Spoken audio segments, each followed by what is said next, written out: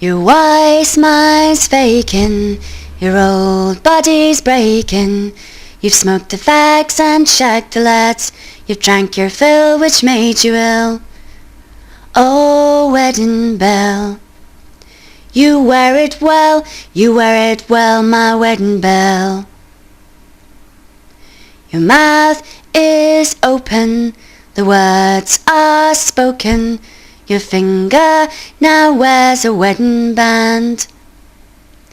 The bridegroom smiles and your mother cries. He turns around and takes his lover's hand. Oh, wedding bell, you wear it well, you wear it well, my wedding bell.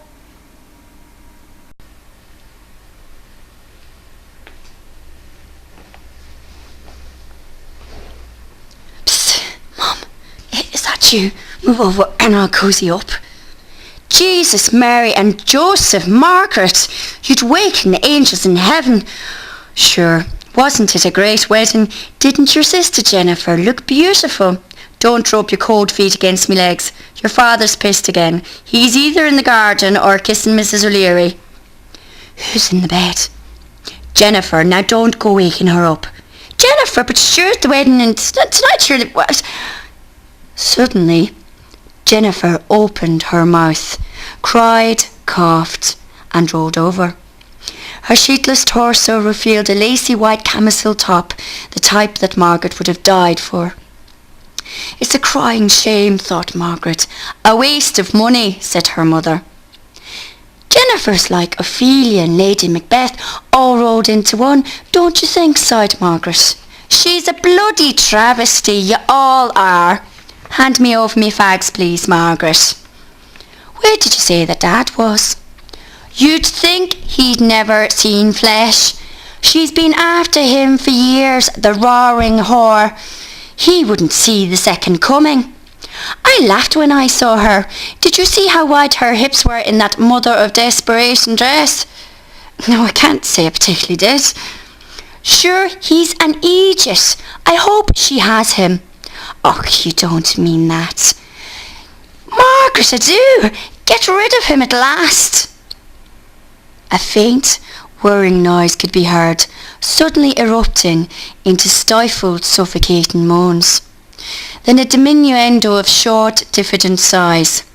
Mother turned quickly to daughter. They had a fight. He's pathetic. She left him. But why? Who knows? All men are weak. I keep telling your father.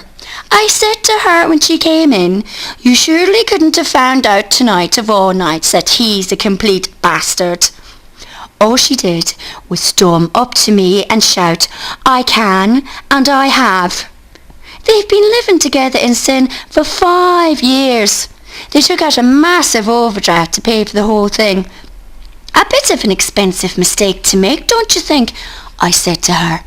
She called me a bitch and said I couldn't bring up cats. I blame your father. He encouraged her to join the Brownies. No child should be forced to join a paramilitary organisation. It's hardly that. It's got to start somewhere. The world's full of entrepreneurs. Sure, look at Jennifer's husband. May he be struck down with one of the 7 deadly plagues. Tried to save money by getting his mother to bake the cake. Said he'd photocopy the wedding menu at work. Other people get rings and doves. Our Jennifer gets 1970 clip art. Margaret could see Jennifer's husband plodding patiently across her mind. Always ready with a smile and a joke, however bad. It was always bad. If there was a problem with the plumbing, Stuart would fix it. It would take a while, but he would fix it.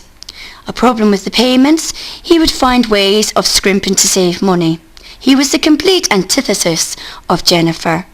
Margaret loved her sister Jennifer dearly, but when she heard of their intentions to live together, she gave it a week.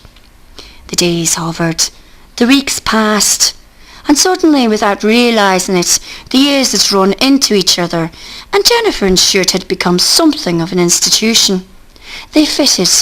They worked well together as a couple. dire apathy rubbing shoulders with extreme enthusiasm.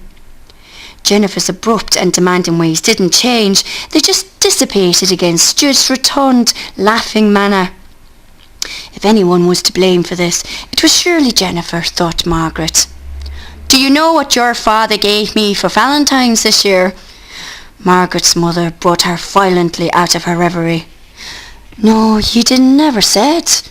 He sent me a card, a Valentine's Day card.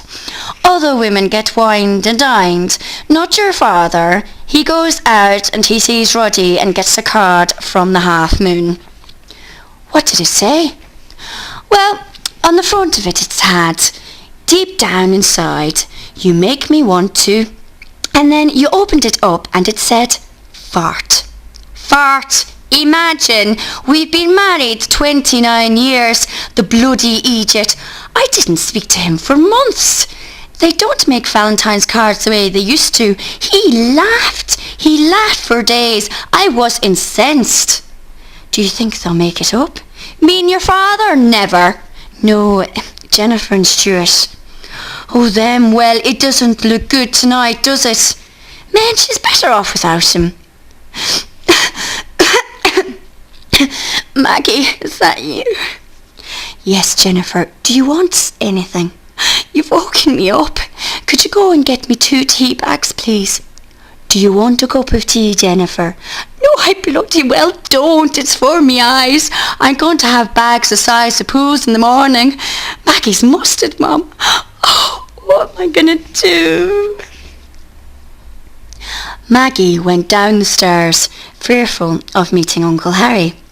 This was very unlikely since he was dead, but the house was full of superstition and drama concerning death, and even though she herself didn't believe, she wasn't ready to put her own disbelief to the test. 2 sleepy used tea bags lay side by side in the sink basin. She drained them out and picked them up. Then she scurried back upstairs, the night people giving way to her frantic tiptoe. Here you are. Are you okay, Jennifer? No, I hate him. I wish I hadn't married him. Suddenly, the phone rang. All 3 eyes rested on the inanimate singing object. Jennifer, it'll be Stuart, said Maggie. Oh, you answer it, Maggie. No, Mum, you answer it. Sure, I will. And with this, their mother moved her arm over towards the plastic demon. No, let Maggie answer it, Mum. You'll just make it worse. No, I will not. But the receiver was suddenly placed into Maggie's reluctant hand, and a soft, pleading voice could be heard on the other side. Is that you, Jennifer? No, it's Maggie, Stuart. Are you all right? Can I speak to Jennifer? Give me that phone now. No man's messing my daughter about. Maggie, tell him I don't want to see him ever again. Stuart, she says that she's tired. Tell her I love her. Whatever the problem is, we can work it out. Maggie, tell him it's over. Stuart, I'll have to be going. Jennifer's asleep. Get some... No, Stuart, I can't... No, I'm sorry. No, look, good night. Good night. With that, the receiver was discarded. What happened, Jennifer? What's this all about? What on earth could be so bad that after all these years and your wedding night, you're suddenly finished? He's weak, said Jennifer. Maggie could imagine Stuart being weak in the sense that he wasn't physically strong, but nothing could justify leaving him at such a time. He may kill himself. Men are supposed to be the dominant race, but certainly in Maggie's family this wasn't the case. Men were weak, but women could be perplexing. Suddenly, an enormous clatter was heard downstairs, a curse and a monologue of some sort. Maggie went downstairs, holding tightly onto the banister for fear of meeting Uncle Harry. Downstairs, her father languidly lay on the stained velvet sofa. It hadn't been changed for years. It had been in that state for so long he'd ceased to notice it, just like the arguments with his wife. Maggie, my little darling, get your father a cup of tea. I've just had the most awful night. Mum says you clicked with Mrs. O'Leary, she said accusingly. Chance would be a fine thing, Maggie. Your mother doesn't normally notice so much. Dad. Maggie, I'll tell you who I did see tonight in a clinch with Mrs. O'Leary. Your lovely brother-in-law, Stuart. Not Stuart. Och, sure, he was well gone. Didn't know what he was doing. And she's a fine woman. Many a man would be tempted, like the apple in the Garden of Eden. Who could resist? Being my own daughter, however, I knocked his fucking head off. Your mother's not speaking to me. But then, your mother's may be right. All men are weak. And with that he lit a cigarette and blew ghostly nebulous rings into the air.